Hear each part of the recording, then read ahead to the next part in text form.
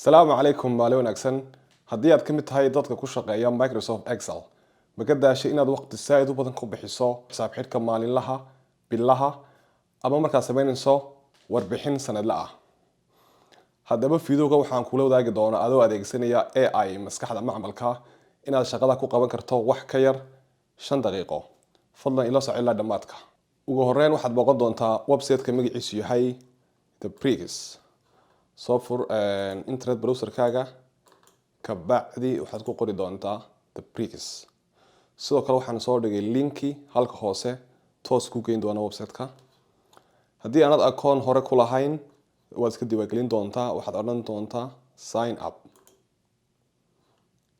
aad iska diiwaangeliso wuxuu ku keeni doonaa main dashboard-ka ama shashada u horeysa okay qaybta bidixda waxaa kida calaamada green-ka wax ku qoran grid calaamadaas baad riixi doontaa saad u jeedada wuxuu noo furay a workbook ama waxaanu naqaano Excel spreadsheet kan waxa uu la mid yahay macruufkeenu naqaano Microsoft Excel-ka ee maalin kasta adeegsano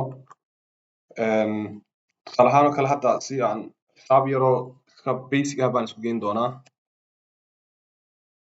xisaabta markaan isku geyno waxaan adeegsanayaa hadda formula ama function waa old school-ka waa habkii traditional-kan isticmaali jirnay taas waqti badan u baahan hadda waxaan isku geeyay tiradaas anoo adeegsanaya function ama formulation balse wixii hadda ka dambeeya waxaan ma adeegsan doono halka waxa ku taala calaamada pink calaamada buluuga ah waxa ku qoran ask AI to do everything weydii AI-ga inuu ku qabto wax kastoo u baahan tahay ugu horreyn waxaan soo koobiyeyn doonaa macluumaad ii yaala Excel-ka macluumaadkaas baan soo qaadi doonaa waa dukaan iibkii uu sameeyey bishii labadii cisho u dambeeyey waxaan ku soo baasti gareyn doonaa halkan baan dhigi doonaa si aad si fiican u aragtaan aan yara ballaariyo kana yara ballaariyo marka u horeysa table-ka ayaynu magaca ka bedeli doonaa waxaanu bixin doonaa sales data magaciisa waxa ku qoran hadda soo jeedo table 01 balse magaca baan bixin doonaa hadda magaca waxaan ka dhigaynaa sales data saad u jeedo toos bay isku bedelay just waynu si qof caadi baynu la hadlaynaa uma baahnin inaynu fahanno formula ama function waxyaabo noocaas ah waxyaabaha u horreyn qabanayna waxa kamid ah hadda halkaas qaybta saad u jeedo qaybta waxaa isku dhex jira the product tusaale ahaan waxaan isku daray rice aan hargeysa marka waxaan kala dhigaynaa laba column marka tusaale ahaan column baan u samayn doonaa location-ka waxaan odhan doonaa add a new column with the location location-ka waxaan yidhi gooni u saar uu qaba hadda saad u jeedo wuxuu bilaabay taskii buu bilaabay absolutely very nice wuxuu inoogu soo daray column cusub oo la yidhaahdo location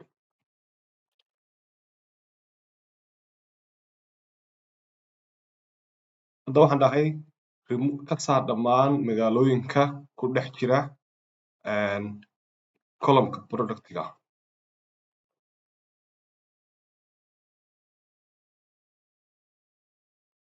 halka wax ku wada jiray magaalooyinkii iyo product-kii balse hadda waxaan ka tuurnay location-kii waxaan kusoo reebnay just product hadda saad u jeedo waxaan haysanaa a workbook aad u qurux badan balse waxyaabaha ka maqan waxaa kamid ah unit cost-ka oo halka shay ee price-ka ah ama chicken-ka qiimihiisa wuxuu noqonaya waxayna kamid tahay waxyaabaha muhiimsan si aynu ogaano dakhligeena aynu soo galay waxaa jira table kale oo halkaa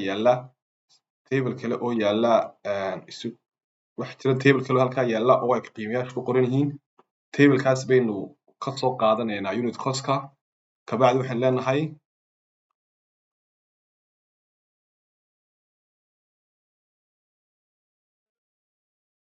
hadda waxaan dhahnay table-kan sales data waxaad kusoo dartaa unit cost waynu diraynaa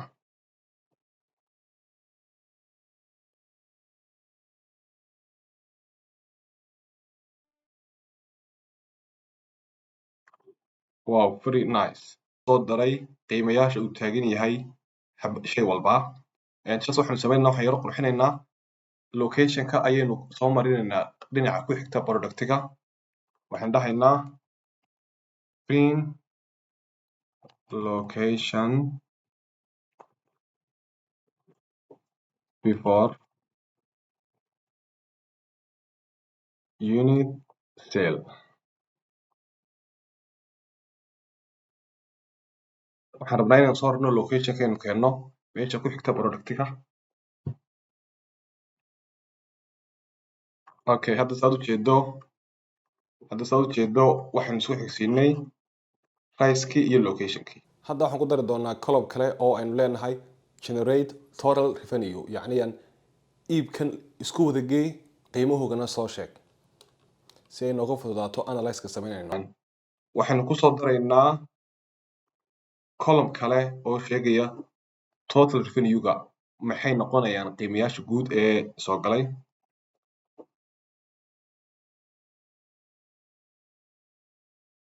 waxaan rabnaa inaan soo dhigno dhammaan maxay noqonaysaa qiimayaasha marka la isku wada geeyo alaabtani.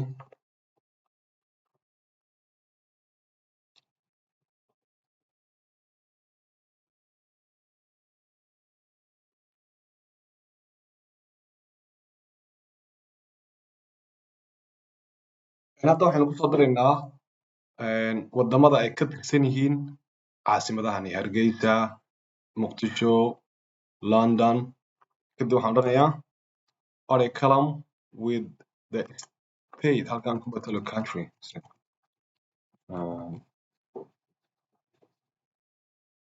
waxaan rabnaa in si uu analyse-ku inoogu fududaado inaynu helno wadan walba caasimad walba dakhliga inaga soo galay aynu sugno shaqada inoo qabto. Wonderful. saxdan waa cajiib. Hargeysa waa Somaliland, Muqdisho waa Soomaaliya, Montreal waa Canada oo ah meesha hadda ku suganahay. meel kasta wuxuu inoo soo dhigay. hadda waxaynu dhihi doonaa identify top selling product, yacni shayga lagu iibsiga badan yahay keebuu noqonayaa si aynu ogaano shayga si fiican u socda iyo shayga inagu fadhiistay ee aan shaqadiisu aan iibkiisu soconayn.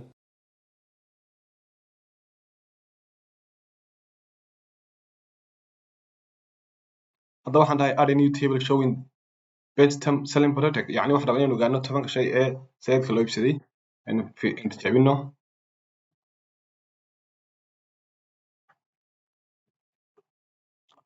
intaad ujeeda halka waxaa inoo soo dhigay halkaa table cusub oo uu bixiyay magaca top 10 selling product, yacni waa iibkan sameynay waa 10 shay ee sayidka loo iibsaday.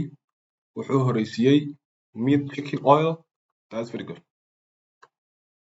sidoo kale hadda waxaanu samayn doonaa forecast inaynu cabirno bisha soo socota waxyaabaha loo iibsan karo si saa'id ah si aynu alaab badan ugu kaydino inventory-ga si aan alaabta inooga dhammaanin ama aan customer-ku waayin alaabtay rabaan.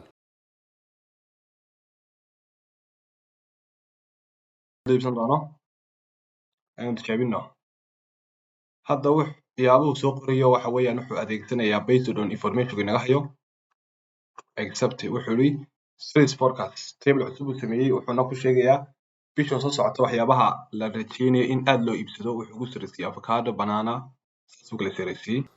hadda waxaan soo gaarnay qaybtii u dambeysay uguna muhiimsanayd dhammaan macluumaadka uu hayo ee sales data ama revenue ama whatever waxay noqoto waxaan odhan doonaa ka samee dashboard adoo adeegsanaya pie chart, yacni waa farta waaweyn ee madaxda ama cid kasta wax ku fahanto. waxaan hadda dhahay can you make a dashboard showing me inside of this.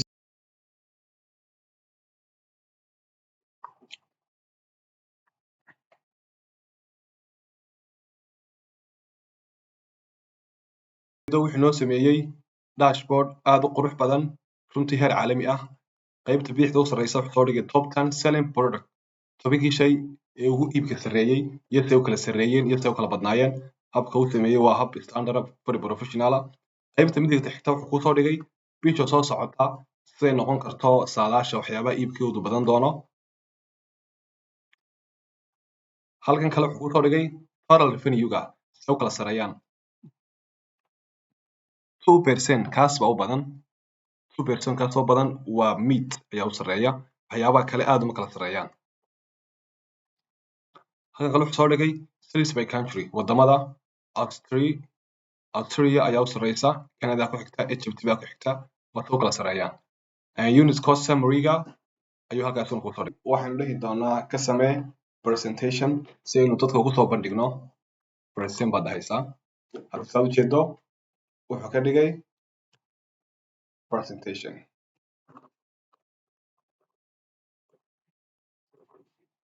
hadda waxaad ujeedaa presentation bay ku jeedin karnaa. Haddii aad rabto inaad cid la share garayso waxaad odhan doontaa share, email baad ku diri kartaa, as PDF aad u download gareyn kartaa. Export PDF aan leeyahay, PDF hadda diyaarinaya. hadda PDF uu ka dhigay, uu ii download gareeyay, halkaas buu yaala dashboardka. Waka